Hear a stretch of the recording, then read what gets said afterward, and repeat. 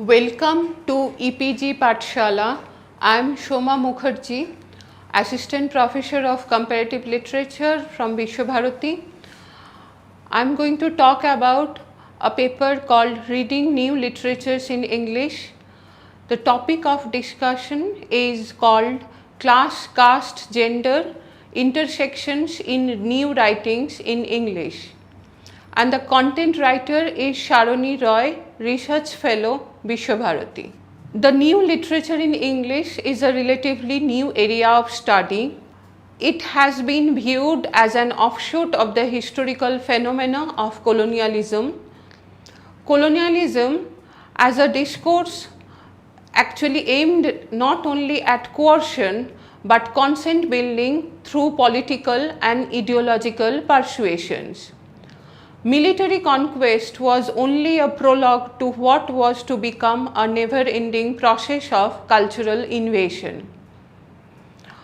Now, if we can talk about the context of New English literature, then we can say that the idea of New English literature is a product of the transnational and transcultural exchange processes and developments that colonialism gave birth to. Issues of literary negotiations of colonization and decolonization, migration and social inequality are central lines of analysis and research in New English literature. The search for a meaningful identity and a local cultural specificity to oppose the cultural assimilation of colonial rule or contemporary globalization is an important theme of new literatures. Now we will deal with the question of language and how actually language interacts with power in the colonial as well as in the neo-colonial geographical as well as ideological areas. During colonialism, English became one of the medium through which linguistic imperialism has been established. So, in the later phase, during nationalist movement, the nationalist leaders tried to reclaim English as the language of resistance. English actually opens up a space through which one can access a global audience. At the same time, it can be termed as a medium through which one can resist the hegemonic discourse of globalization that aims at making a homogeneous group. And during this process, one have to pay attention to the cultural specificities of, say, several minority groups, and the idea of language and its relation to the power in the colonial as well as in the post-colonial world, in post-globalized world, all these things actually challenge the universal categories of human identity. New literatures are strictly critical of the trope of universality inherent in both colonial and anti-colonial discourses. In all these discourses, one assumes that categories can be easily drawn out of hugely complex and multi-layered human experiences. But literature is that particular space through which one can problematize that universal notion about literature, culture, society as well as individual. New literatures take into account the plurality of voices that resonate through the contemporary post-colonial societies. These societies are marked by differences in terms of class, caste and gender. Instead of projecting a facade of unity, these literatures expose the internal divisions ruthlessly. Now, one can study as well as analysis the idea of new literature through the theoretical perspective of intersectionality. New literatures have found the theoretical approach of intersectionality as a very useful or helpful medium in its analysis of the multidimensionality of human experience. The term intersectionality was coined by American feminist academic Kimberly Crenshaw and in an article published in 1989 on violence against women of color in the lower classes in the United States. Intersectionality or intersectionalism is the study of intersections between different groups of minorities, specifically the study of the interaction of multiple systems of oppression or discrimination. Intersectionality holds that the classical conceptualization of oppression within society, such as racism, sexism, homophobia and religion or belief-based bigotry, do not act independently of one another. Instead, these forms of oppression interrelate, creating a system of oppression that reflects the quote-unquote intersection of multiple forms of discrimination. In this module, we shall deal with the following texts and try to understand the intersections of caste, class and gender in these new English writings.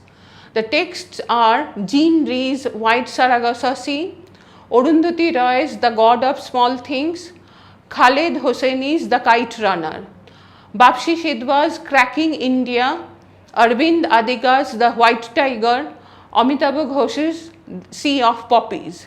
Now we will discuss Jean Rhys' White Sargasso Sea, which can be termed as a text which talks about dialectic of the self and the other. Main points of Enquiry of White Sargasso Seas are the following. It actually talks about the class conflict. Set in the plantation colony of the Caribbean island, we will encounter three primary classes, three groups of people in the text. The first is the British white master, the colonizer. Second, the white Caribbean plantation and slave owner. And third, the majority people, the black slaves and workers of the plantation. The text actually depicts the relationship between these classes and how they are governed by asymmetries of power. If we look at the context of the text, then we will realize the growing hostility between the former slave owners and the black slave workers after the passage of 1833 Emancipation Act, and how that act actually affects the slave owners as well as the black slaves. The demise of the Jamaican elite, represented by the misfortunes of the heroine, the main character of the text, Antoinette's family, is subjected to. The strained relationship between the family and its servants, who are all the time gossiping. Racial and class animosity becomes obvious when Antoinette is rejected by her childhood friend Tia, the servant's daughter whom she runs to after the attack.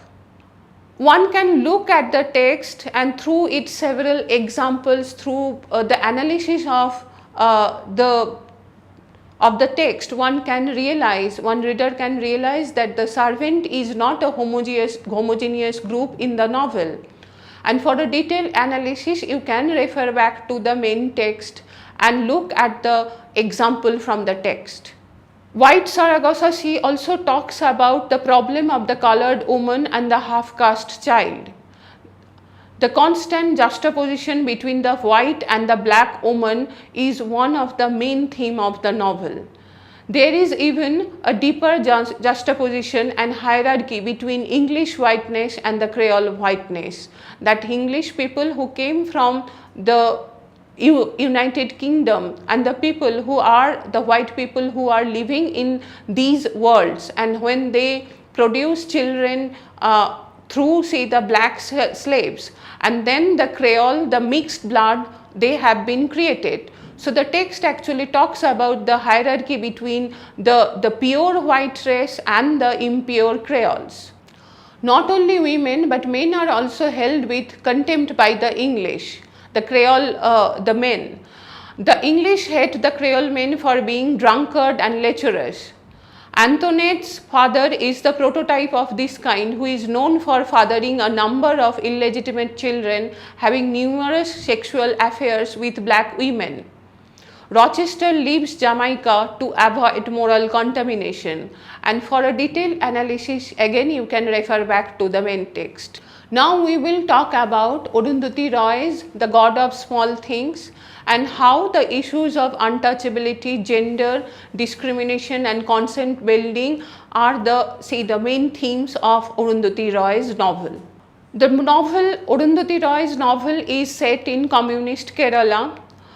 It deals with the questions about multiple systems of oppression, how oppressive is Indian caste system, how Christianity acts as a oppressive religious system, and how patriarchy as a social system actually oppressed, exploited common people. And in another level, how communist regime in Kerala exploited several loopholes existent in the contemporary society. And the text finally argues how these collaborate to shun the deviant individuality. If one can do a detailed analysis of the God of Small Thing, then they will encounter the various aspects of Indian caste system.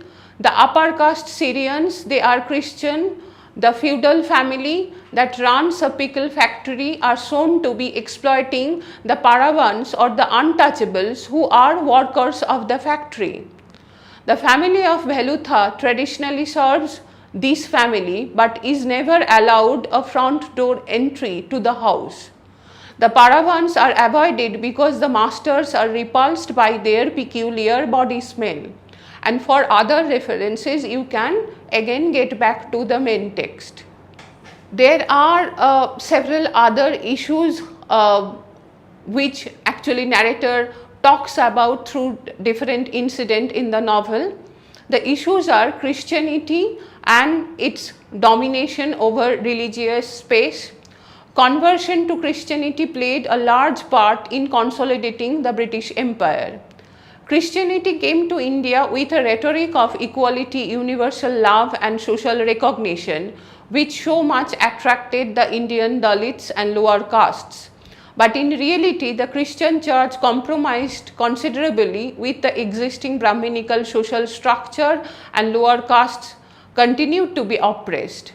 The Syrian Christians, on the other hand, in fact demand a linkage with the upper caste Brahmins. The God of Small Things talks about several other issues like patriarchy and gender discrimination, and how both caste system and patriarchy are systems sanctioned by religion. These in turn reinforce the traditional forces of religion. In the novel, there is sheer gender discrimination in terms of families' upbringing of the son and the daughter, Chako and Ammu. While Chako is sent to Oxford for studies, Ammu has to run away and marry simply because no one will pay for her marriage. And for further references and textual analysis, you can again refer back to the main text. Arundhati Roy's novel actually set during the communist regime in Kerala. The novel mercilessly lay bare the hypocrisy of the communist regime in Kerala. Instead of working towards a classless society that Marxism promises, it reinforced the traditional class distinction. It collaborates with Hindu casteist politics and does not really question the existing structure.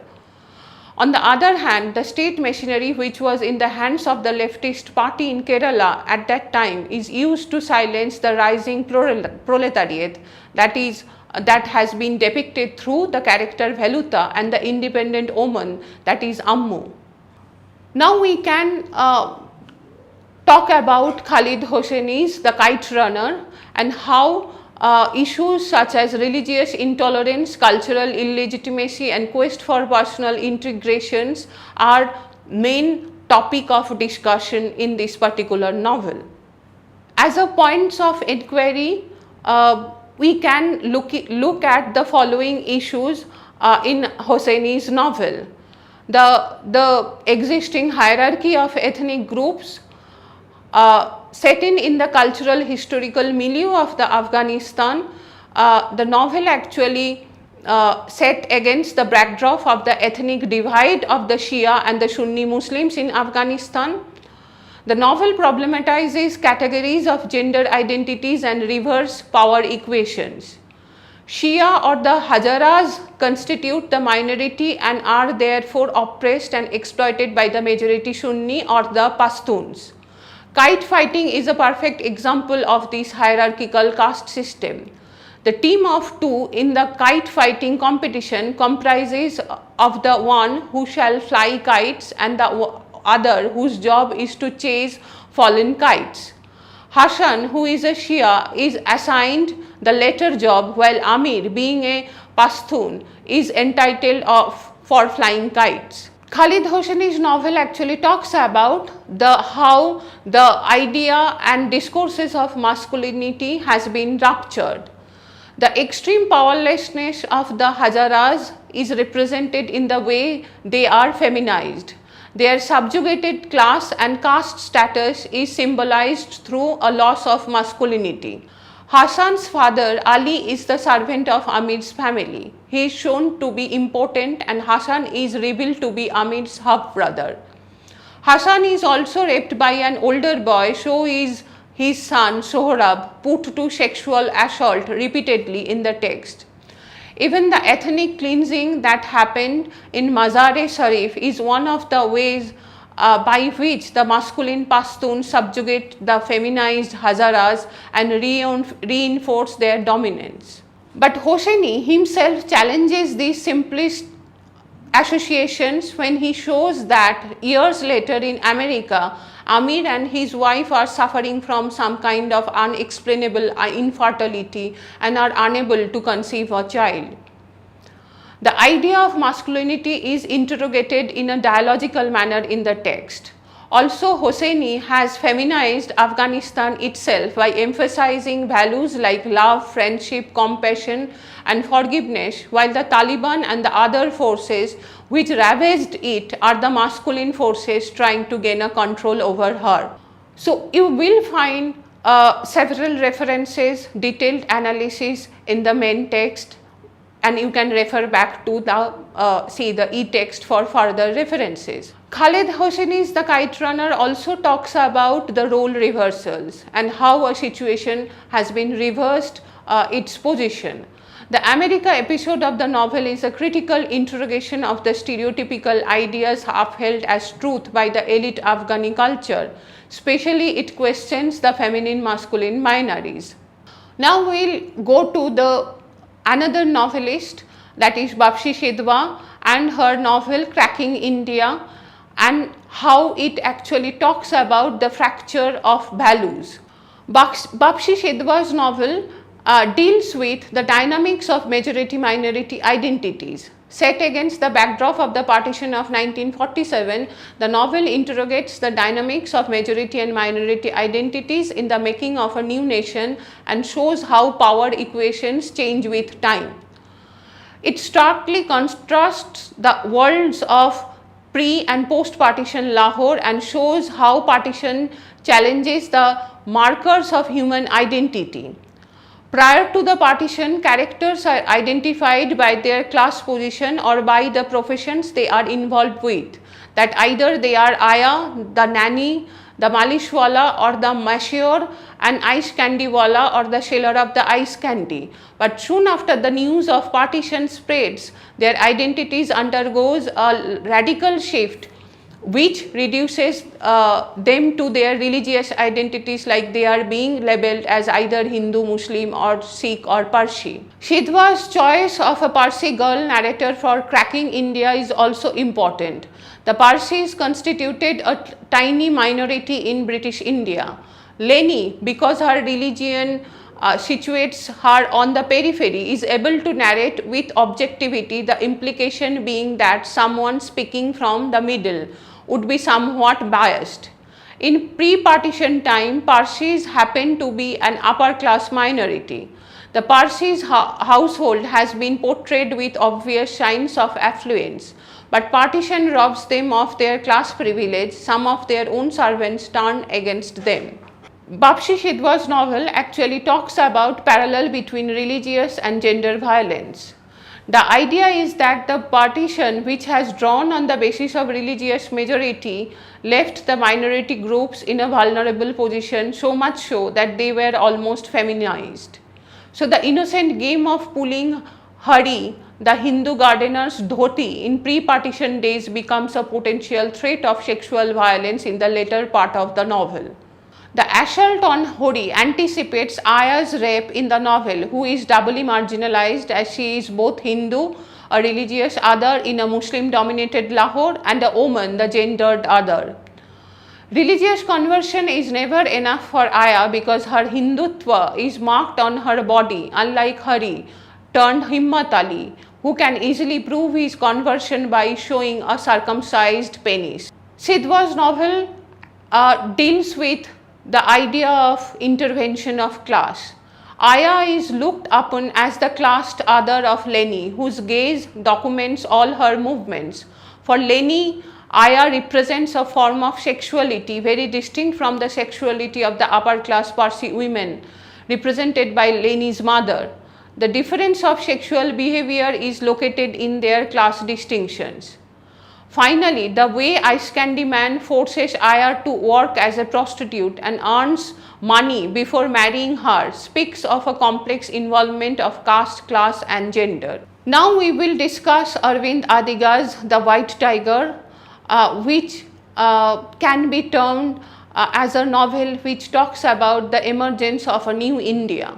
In this particular novel, the writer deals with caste as a residual ideology and class as a dominant ideology. The novel deals with 21st century India and the contradictions that rupture the grand narrative of the post-independence, post-colonial modern nation state.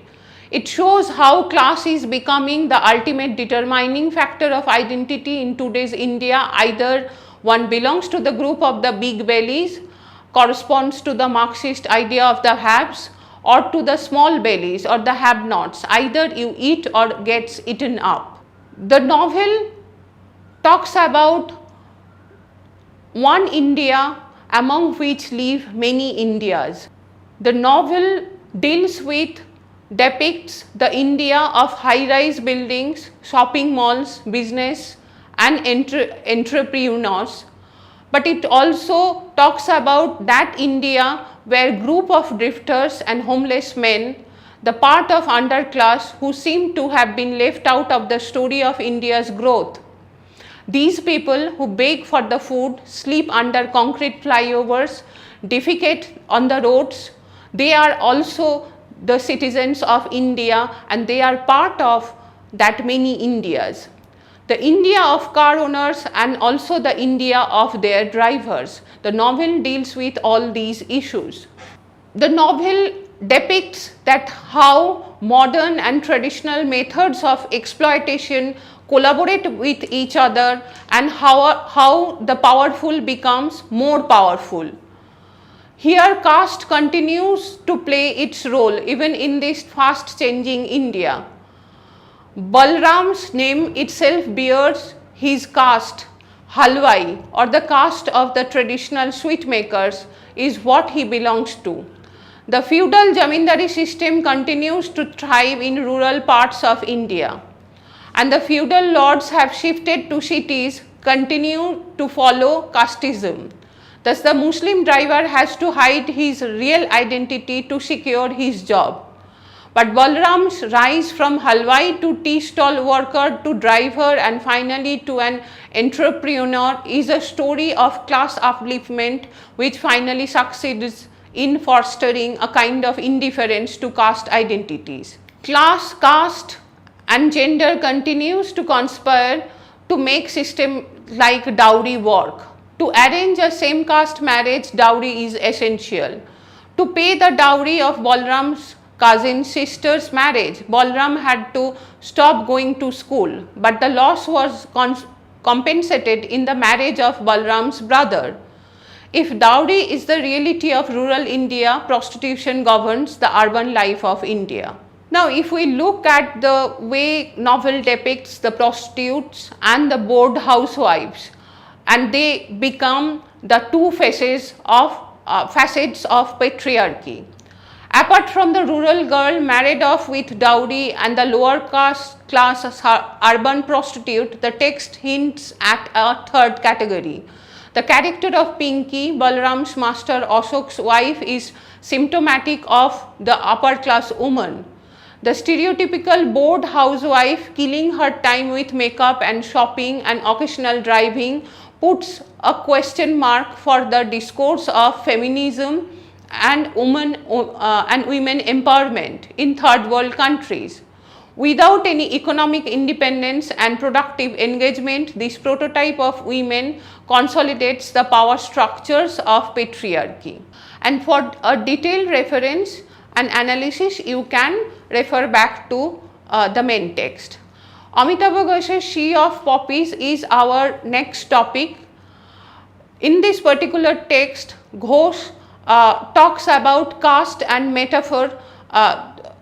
Ghosh actually talks about caste through the metaphor of the sea. Set in colonial India in the context of opium war with China, the text explores the issue of indentured laborers and migration to British plantation colonies. It shows a curious connection between caste and the forced migration to plantation colonies. The prospect of losing one's caste was therefore an unthinkable, for it permitted no possibility of social life outside the caste system. The crossing of the sea, the Kalapani, has remained a powerful symbol of travel across troubled waters to lands from which nobody returned home. Even if the person returns physically, he becomes non-existent for his community, as it is believed that he has lost caste. The Bengali word for caste, jat, is often synonymously used with dharma or institutional religion. The idea is traveling to the land of the other, primarily religious and racial other, which are liable to lead to the person who is indulging in forbidden habits like drinking and eating beef and also marrying someone outside one's own caste. In the text, through several examples, one will find that how women characters, they gain sexual agency in exchange of caste. But this note of regret is overpowered by the central character Diti's newfound freedom. Diti proudly introduces herself and Kalua to other Gimitiyas as chamars of the leather worker caste. The text suggests that it is only at the cost of losing her caste that Diti can gain freedom and empowerment. As an upper caste woman, she was confined to the domestic space of her home. So loss of caste gives her the freedom of movement. Diti also assumes the leadership of Girmitiyas on the Ibis, showing characteristics of a very strong woman who had her own opinion. The text also shows that the loss of her caste identity enables Diti to exercise her sexual agency. As the bride of an upper caste household, she was both sexually exploited, being drugged and raped by her brother-in-law, and also sexually deprived since her husband, an opium addict, impotent fellow. She is also pregnant by the end of the novel through her lover.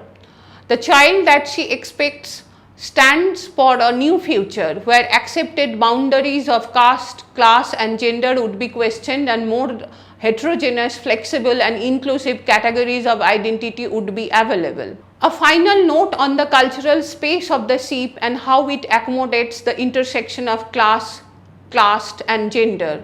Ghosh uses the Ibis to redefine and reshuffle codes of racial, ethnic and class relationship.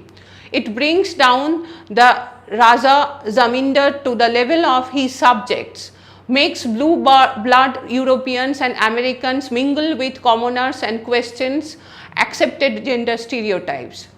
or for a detailed analysis, character analysis, you can refer back to the main text.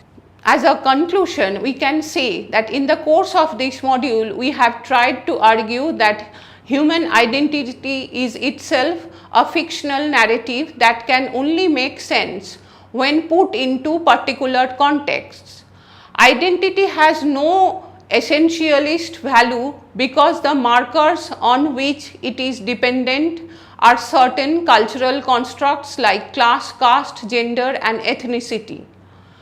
Each of these categories is extremely complex, multi-layered and has no universal meaning.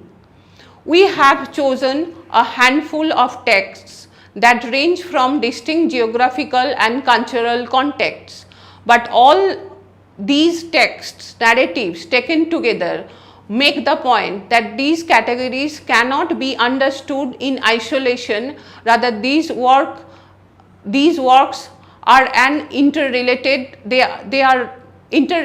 to each other.